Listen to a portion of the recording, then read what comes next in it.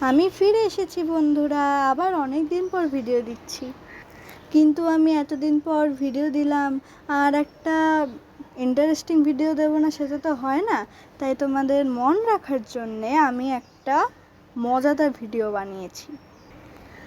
আমি শুনলাম যে তোমাদের মতো অনেকেই বই পড়তে খুব ভালোবাসো, তার ওপর হচ্ছে প্রকৃতি বিষয়ক। তার জন্য ভাবলাম এই ভিডিওতে একটু প্রকৃতি ঢোকানো যাক।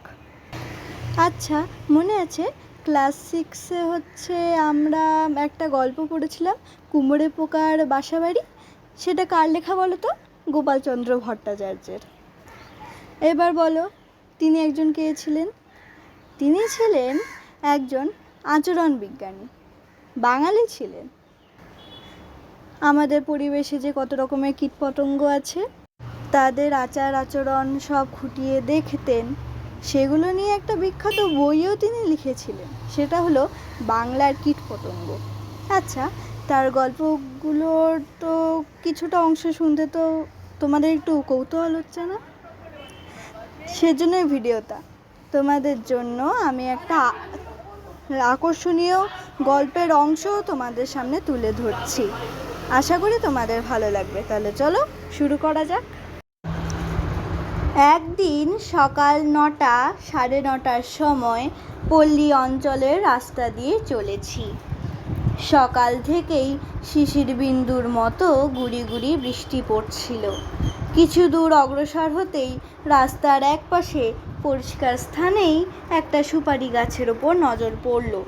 কতকগুলি নালশো বা লাল পিঁপড়ে ষাঁড় বেঁধে গাছটার উপরের দিক থেকে নিচের দিকে ছুটে আসছিল।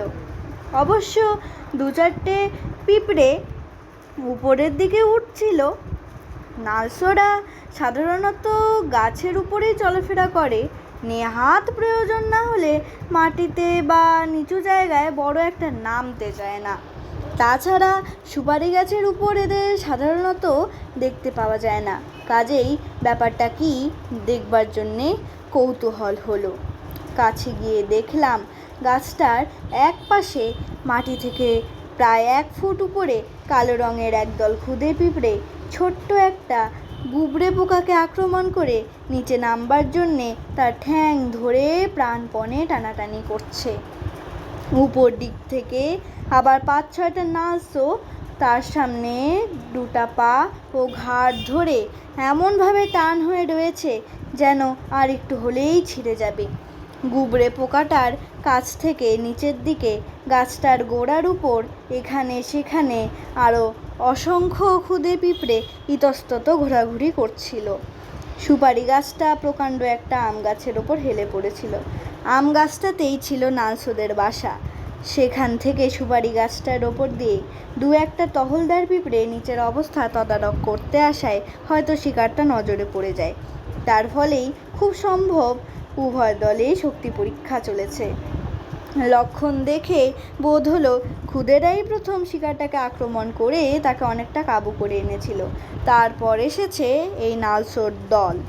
বেশ কিছুক্ষণ ধরে যে এই কাণ্ডটা চলছিল তাতে সন্দেহ নেই, কিন্তু উভয় পক্ষের টাগ অফ ওয়ারটা চলছে অল্পক্ষণ ধরে।